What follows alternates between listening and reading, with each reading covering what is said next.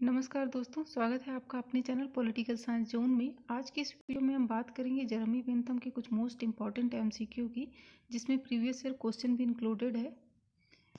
Start करते हैं। Question number 1, Jeremy Bentham का जन्म कब हुआ? ऑप्शन है 1760, 1747, 1748 या 1848 में। राइट आंसर है ऑप्शन 1748 में। नेक्स्ट क्वेश्चन नंबर 2, बेंथम का जन्म कहाँ हुआ था? ऑप्शन है A England, B France, C America या डी यूनान। राइट आंसर है ऑप्शन ए इंग्लैंड। बेंथम का जन्म कहाँ हुआ था? इंग्लैंड में। नेक्स्ट क्वेश्चन नंबर 3, उपयोगितावाद का मूल तत्व है? ऑप्शन है सुखवाद है, ऑप्शन बी दुखवाद या ऑप्शन सी सुखवाद और दुखवाद दोनों या उपरोक्त में से कोई नहीं। तो उपयोगितावाद का मूल तत्व क्या है? राइट आंसर है ऑप्शन ए सुखवाद। क्वेश्चन नंबर 4, सुख मापने के लिए बेंथम कितने मापदंड बताता है? ऑप्शन है 8, 7, 12 या 10। तो सुख मापने के लिए बेंथम ने 7 मापदंड बतलाए थे।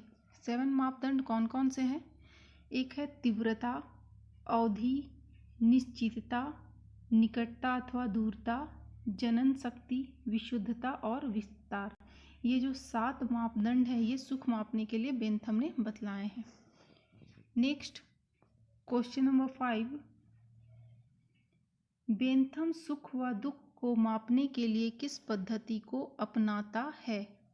ऑप्शन है दुख मापक पद्धति, बी आनंद मापक पद्धति, सी दुख मापक पद्धति, आनंद मापक पद्धति दोनों या उपरोक्त में से कोई नहीं। तो बेंथम सुख व दुख को मापने के लिए किस पद्धति को अपनाता है? राइट आंसर है ऑप्शन बी आनंद मापक पद्धति। आनंद मापक पद्धति को सुखवादी मापक यंत्र भी कहते हैं, फेलिसिफिक कैलकुलस भी कहते हैं। नेक्स्ट क्वेश्चन नंबर 6, एक व्यक्ति एक वोट सिद्धांत का प्रतिपादक किसको माना जाता है? ऑप्शन है बेंथम, जे.एस. मिल, रूसो या फिर वोल्टायर। राइट आंसर है ऑप्शन ए बेंथम। बेंथम ने एक व्यक्ति एक वोट सिद्धांत का प्रतिपादन किया था। नेक्स्ट क्वेश्चन नंबर 7, निम्न में से कौन सी बेंथम की रचना है? ऑप्शन है fragment on government, next a theory of punishment and reward, C है an introduction to the principle of morals and legislation या फिर D all of the above. कौन सा है जो बेंथम की रचना है? Right answer option D. ये सभी जो हैं ये सभी बेंथम की ही रचना है, बेंथम की बुक्स है। नेक्स्ट क्वेश्चन नंबर 8, बेंथम ने अपने उपयोगितावादी विचार निम्न में से किस रचना में दिए हैं?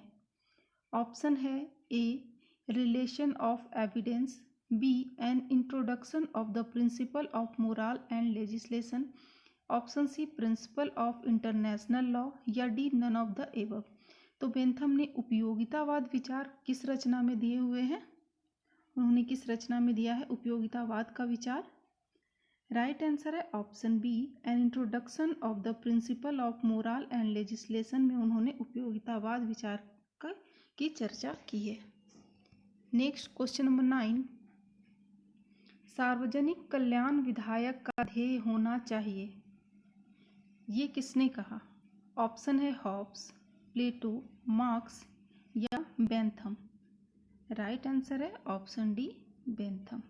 सार्वजनिक कल्याण विधायक का ध्येय होना चाहिए। नेक्स्ट क्वेश्चन नंबर 10, अंतरराष्ट्रीय विधि के संहिताकरण का समर्थन निम्न में से किसके द्वारा किया गया है? ऑप्शन है कौटिल्य, हॉब्स, वोल्टायर या फिर बेंथम। तो राइट आंसर है ऑप्शन डी बेंथम। बेंथम ने अंतरराष्ट्रीय विधि के संहिताकरण का समर्थन किया था। नेक्स्ट क्वेश्चन नंबर 11, बेंथम ने सामान्य सुख के कितने भेद बताए हैं? ऑप्शन है 14, 15, 25 या 20। राइट आंसर है ऑप्शन ए 14। नेक्स्ट क्वेश्चन नंबर 12, बेंथम ने सामान्य दुख के कितने भेद बताए हैं? ऑप्शन है A 7, B 9, C 10 and D 12। Bentham ने सामान्य दुख के कितने भेद बतलाए हैं? राइट आंसर है ऑप्शन डी 12। उन्होंने सुख के 14 और दुख के 12 भेद बतलाए हैं। नेक्स्ट क्वेश्चन नंबर 13, उपयोगितावाद का संस्थापक कौन था? ऑप्शन है, शायद ऑप्शन बोलने की ज़रूरत नहीं, आप में से कई को ही इस आंसर पता होगा इसका। राइट आंसर है ए बेंथम। उपयोगितावाद का संस्थापक कौन है? बेंथम। नेक्स्ट क्वेश्चन नंबर 14, निम्नलिखित में से किस विचारक का कहना था कि आज्ञा पालन का संभावित शरारत विरोध के संभावित शरारतों से कम है? ऑप्शन है जे.एस. मिल, जेम्स मिल, बेंथम या ब्लैकस्टोन। राइट आंसर है 14 का सी बेंथम। आज्ञा पालन का संभावित शरारत विरोध के संभावित शरारतों से कम है, ये बेंथम का कथन है। नेक्स्ट क्वेश्चन नंबर 15, बेंथम के अनुसार राज्य आवश्यक बुराई है, राज्य अनावश्यक बुराई है, राज्य पृथ्वी पर ईश्वर का अवतार है या राज्य प्राकृतिक एवं नैतिक संस्था है? राइट आंसर है ऑप्शन ए, राज्य आवश्यक बुराई है। Clear. Next question number 16, Bentham के उपयोगितावाद की आलोचना करते हुए किस विचारक ने उनके दर्शन को मूढ़ दर्शन को पिग फिलॉसफी कहा है? किसने कहा है? ऑप्शन है जे मैकन, आर.एच. मोर, जेम्स मिल या थॉमस कार्लाइल। किसने कहा था? राइट आंसर है ऑप्शन डी, थॉमस कार्लाइल ने कहा था कि उनके दर्शन को मूढ़ दर्शन को पिग फिलॉसफी कहा था। नेक्स्ट क्वेश्चन नंबर 17, बेंथम ने किस सिद्धांत का समर्थन किया है? ऑप्शन है प्राकृतिक अधिकार, ऐतिहासिक अधिकार, नैतिक अधिकार या कानूनी अधिकार। बेंथम ने किसका समर्थन किया है? बेंथम ने लीगल राइट, कानूनी अधिकार का समर्थन किया है। नेक्स्ट क्वेश्चन नंबर 18, दावा है कि प्रकृति ने मानव जाति को दो संप्रभु स्वामी के अधीन रखा है। वो दो संप्रभु स्वामी कौन है? ऑप्शन है पेन एंड प्लेजर, दुख और सुख। Option B good and evil, अच्छाई और बुराई। Option D good and the devil, god and the devil, भगवान और शैतान। ऑप्शन डी है ड्यूटी एंड सेल्फ इंटरेस्ट, कर्तव्य या फिर स्वार्थ। तो प्रकृति ने मानव जाति को दो संप्रभु स्वामी के अधीन रखा है। राइट आंसर क्या होगा? Option A pain and pleasure. Next question number 19, Bentham का दावा है कि निम्नलिखित के आधार पर कार्य सही या गलत है। उनके पीछे के इरादे के कारण, उसके परिणाम के कारण, या फिर दोनों सही है या फिर दोनों में से कोई नहीं, नाइदर ए और नॉर बी, कोई भी नहीं, इन दोनों में से कोई भी सही नहीं। बेंथम का दावा है कि निम्नलिखित के आधार पर कार्य सही है या गलत। किसके आधार पर ये माना जाए कि कार्य सही है या गलत है? राइट आंसर है उनके परिणाम के फलस्वरूप ये जाना जा सकता है कि कार्य सही है या गलत। नेक्स्ट क्वेश्चन नंबर 20, बेंथम के अनुसार दर्द और सुख के विचार निर्धारित करते हैं। क्या निर्धारित करते हैं? हमें क्या करना चाहिए निर्धारित करते हैं, हम क्या करेंगे निर्धारित करेंगे करता है, या फिर ये दोनों ही करता है, या फिर इन दोनों में से कोई भी नहीं। दर्द और सुख का विचार क्या निर्धारित करता है? राइट आंसर है ऑप्शन सी दोनों। हम क्या करना चाहते हैं और हम क्या करेंगे, ये दोनों ही दर्द और सुख के विचार निर्धारित करते हैं। नेक्स्ट क्वेश्चन नंबर 21, अधिकतम व्यक्तियों का अधिकतम सुख किसका विचार था? ऑप्शन है ऑस्टिन, जेरेमी बेंथम, लास्की या नन ऑफ दिस, इनमें से कोई भी नहीं।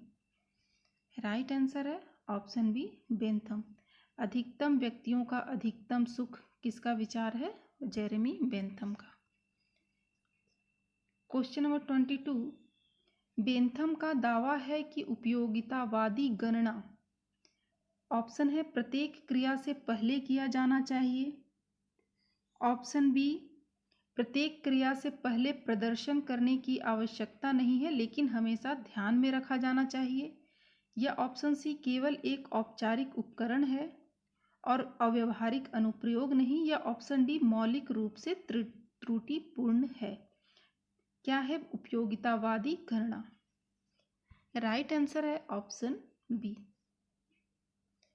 प्रत्येक क्रिया से पहले प्रदर्शन करने की आवश्यकता नहीं है लेकिन हमेशा ध्यान में रखा जाना चाहिए। Right answer B. Next question number 23, felicific calculation योगदान था किनका? ऑप्शन है बेंथम, एरिस्टोटल, प्लेटो या जे.एस. मिल। फैलिसिफिक कैलकुलेशन योगदान था बेंथम का। कैलकुलस क्या है? फैलिसिफिक कैलकुलस उपयोगितावादी दार्शनिक बेंथम द्वारा तैयार किया गया एक सवालों को हल करने की प्रणाली है जिसके द्वारा किसी विशिष्ट क्रिया द्वारा प्राप्त होने वाली जो आनंद की गणना होती है, वो आनंद की गणना के लिए वो तैयार किया गया ये मापक यंत्र है।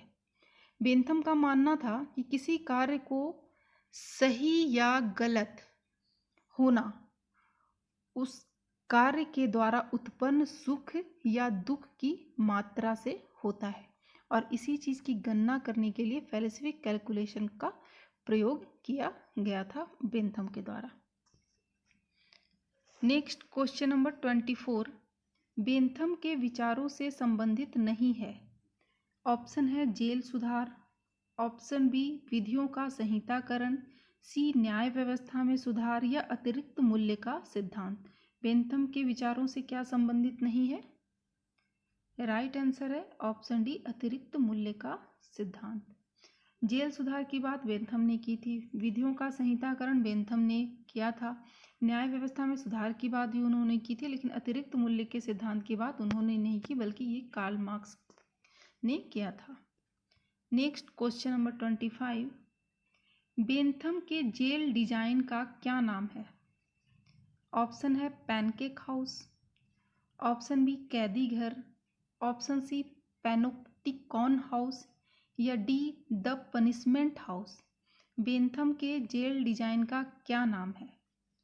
राइट आंसर है option C panopticon house. Panopticon house Bentham ने एक जेल का डिज़ाइन बनाया था, उन्होंने एक ब्लूप्रिंट तैयार किया था।